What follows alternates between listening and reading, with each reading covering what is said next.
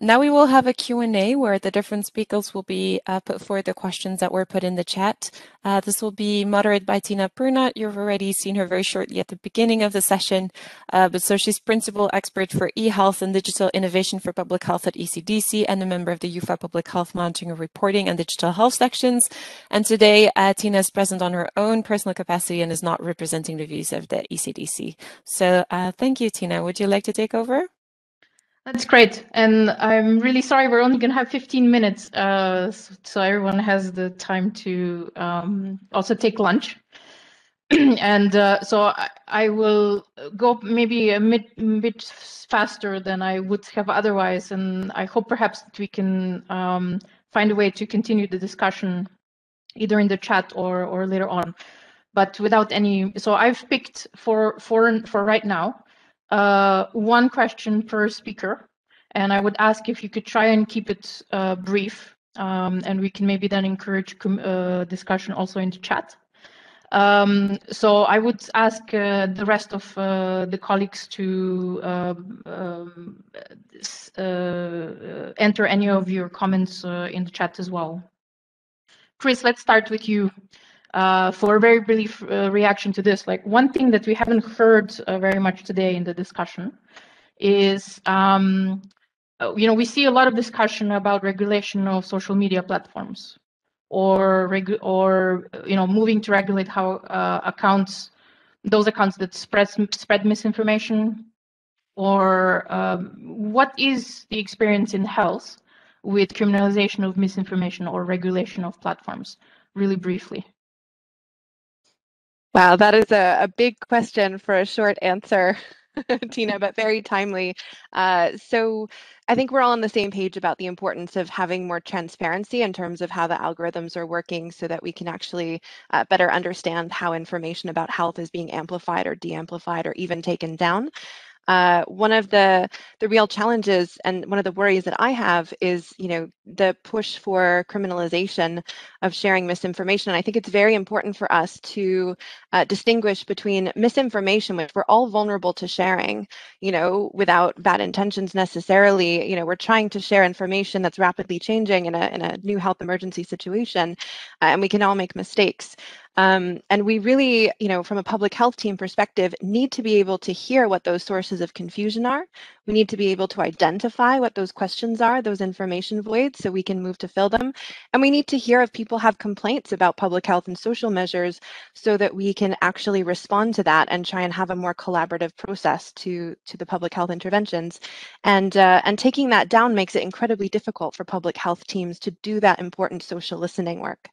So, for example, there was a Twitter ban, I think it started on Friday in Nigeria, and this is a real challenge for us in the EARS platform. In the back end, we see a huge drop-off in the number of narratives that we're able to pick up as that ban went into place. So I think, disinformation by malicious actors, there's certainly a regulatory role. There's a role for policy, and there needs to be not only policy but enforcement mechanisms. But really, it's about promoting resilience to misinformation and supporting people in sharing openly what their concerns are. Because if we come down too hard and if we focus on takedowns, if we focus on canceling people, the messages, the platforms, we're just going to drive more people into closed groups. And it's going to be a lot harder for us to be able to hear from them and engage with them. Over. Thank you. Yes, you make a good point. I mean, actually, I firmly believe that access to health information is a human right, which means that coercion in public health usually doesn't work. It kind of has an opposite effect when it comes to people's attainment of health and well-being. I'll move over to Rebecca. You covered so many different topics when it comes to science communication, and I'm only now going to pick one to get your quick reaction. One can really easily be overwhelmed with the amount of conversation online, and if you put yourself in a place of a scientist or a health worker who decides to engage in their community, whether online or offline, with people and misinformation, what would your advice be how to deal with that? Yeah, I do feel it's overwhelming, and it can be, of course. And my advice would be do as much as you can without going crazy. So don't engage in everything. Don't engage too much in bullshit. Try to get your messages out, make them clear, make them composed. Reply once to a troll, but not 15 times. And try to keep a level head when doing it. It's not easy, but you can do it. And get support whenever you can. Yeah, that's great, Rebecca. I hope we can discuss more. Leonard, the first question for you, also pretty short, rapid fire. You also had quite a few different topics that you covered. And in the first instance, I'd like to ask about health workers. You were researching specifically knowledge, attitudes, and perceptions of health workers related to health misinformation. What would be your recommendations how we can support them better to respond to the infodemic? How do they fit into the picture? Yeah, so I think they're really critical because as we know, and I think you've done research on that also, they're some of the most trusted actors for lay individuals to make decisions, health-related decisions. And we've seen that we've had some hesitancy even among healthcare workers. So they're really a critical group to address and not take by granted the fact that they will just relay the information. They have to deal with their own concerns and plus the concerns of the patients that they have in front of them, and they feel responsible towards them. So I would put them in a central position when trying to go back to the community level and try to foster trust and do, but we need to include them in the dialogue into kind of safe spaces where they can express their own concerns and deal with their own concerns before we can have them be trusted messengers of our own, communication. Mm-hmm. That's great. Thank you. Stefan, you also had quite a lot of different things that you covered in from point of view of Serbia, and as you were speaking, with all of the difficulties that you've shown and the different approaches that you've taken, I was thinking, because I'm Slovenian and I come from former Yugoslavia, local misinformation is often a reflection of discussions across borders online, and Southeast European countries share similar familiar languages and cultures, and possibly then also health misinformation. Has this influenced in any way how you thought you needed to tackle health misinformation in Serbia, either from any point of view? Yeah, this is a good point, because of the misinformation, or at least how it was framed and the messages and the language, you could see that it comes from a Serbo-Croatian, ex-Serbo-Croatian way of writing and translating, even in a bad way, into Serbo-Croatian some information. What I believed and what we try to do is to promote infodemic management also in the regional countries such as Croatia and Bosnia, Montenegro, and with some success, I can say, but unfortunately still there are no infodemic managers in the regional countries. As far as the response, I think that the opportunity is that anything that is prepared for the Serbian so-called market is by language already ready for Croatian, Montenegrin, Bosnian, and even Macedonian in some aspects. So this is an opportunity that has not been used to a higher extent, and this would cover, instead of just Serbia, which I said is 7 million people, an area of around 25 million people, which is even, I think, much better than just with just a little effort. Yeah, thanks, Stefan. I think that offers an opportunity for future, also in advocacy. I will move forward to Vitalba. Vitalba, you also had a lot of really interesting things that you brought up, and I really appreciated your segue when you were saying you were trying to do quality-based and knowledge-based science communication. So just based out of your experience in your service, what would be the differences, or are there differences between policymakers, scientists, and journalists when it comes to supporting them in communicating science and supporting trust in science? So you've worked with all three, and I wonder if you have any reflections. How do you adapt? What are the differences? So thanks, Tina, for the question. Very pertinent. Actually, this is tricky because it really depends on the cases. I must say that in these months that we have been working all together with on the health crisis, it has been clear that some politicians are really willing to do good things. You know, they are really. I mean, their agenda. You know, people say that politicians have always their agenda. But I really think that for the health crisis, they really made a point of really listening to the experts, speaking to them, and also getting in a more collaborative way to work with the science journalists. That is not so easy. And we have seen a case for Drozden or other cases of when experts have been misused or accused to be misused, you know. But the real issue, I think, here that we are discussing is the uncertainty of the situation. So I would not be able to say, to give an answer like this. I can just want to say that there is something moving on this at the different levels. I think also researchers have been coping with a problem because this rush for knowledge, or this need to communicate uncertainty. You know, before we were talking about communicating negative results, now we are communicating about not clear results. Science, by definition, is uncertain. So we need to communicate, as I think Rebecca made a point in the chat, we should be clear about not only how science results, but the methodologies and how we do science.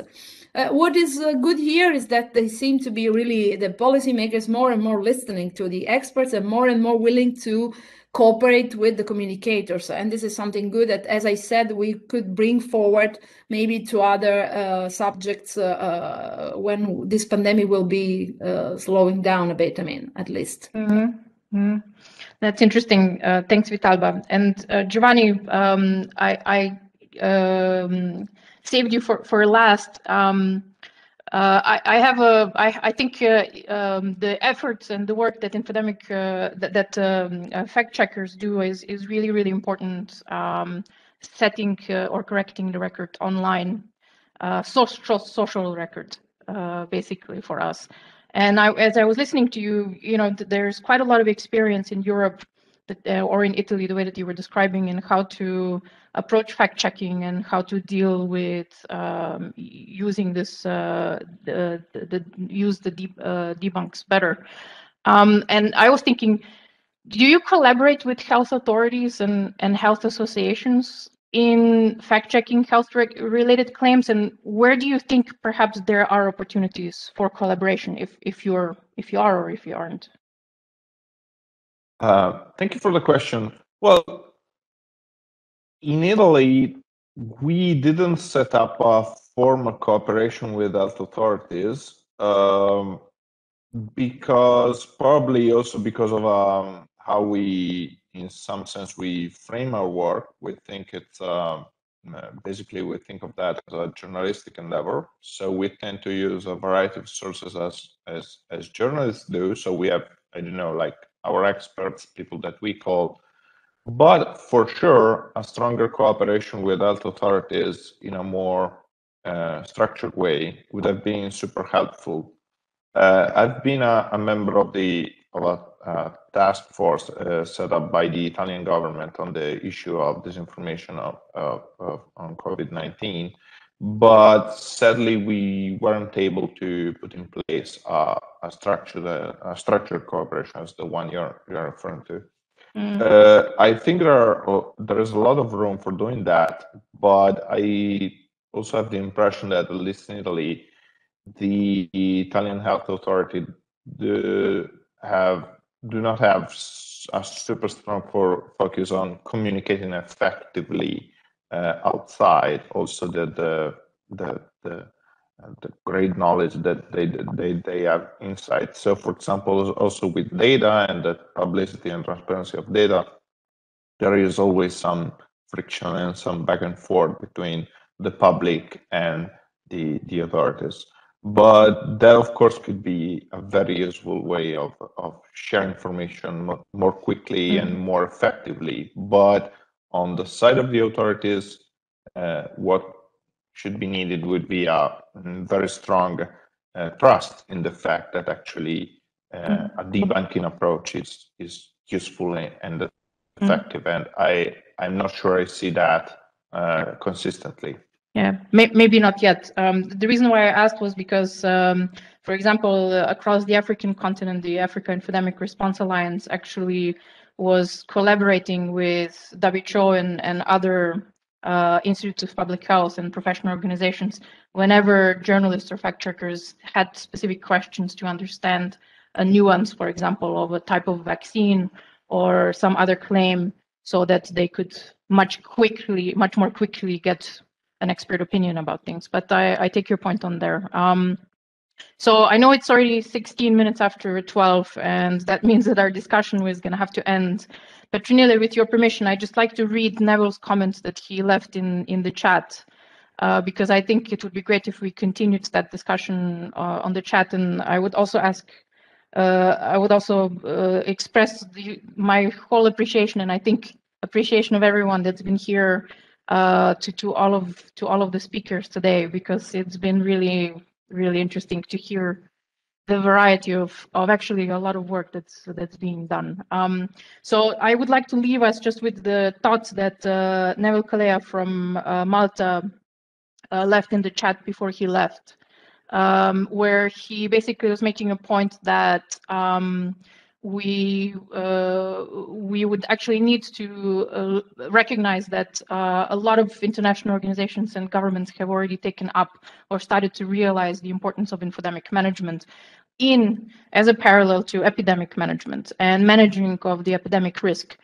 This is not just about misinformation management, it's actually about also how do we ensure better effectiveness and better trust in public health and social measures or any other type of intervention. I personally think, as an informatician, that the reason why proximity tracing apps, for example, failed as part of the epidemic response has been low trust and mistakes in communication and launch of them. So Neville basically left a comment saying that what we as a community in Europe would need to start with advocacy at home with ECDC and the European Commission. He says we need to ensure the infodemic management integration in various public health and non-health sectors. So I would like to keep you with this and invite you to write any response in the chat. We'd like to keep the conversation there. And for everyone that is thinking a bit towards the end of the workshop today, we will actually open Mentimeter for any questions that you may have not had answered yet at the end of the workshop today. So you will give me some homework, and I will then try to prepare for the introductory session of the second day some of the discussion that are still open questions. So I know that very likely you feel like you haven't gotten all of the questions answered, but we'll do our best to support also the Petronila team to get down to many things. So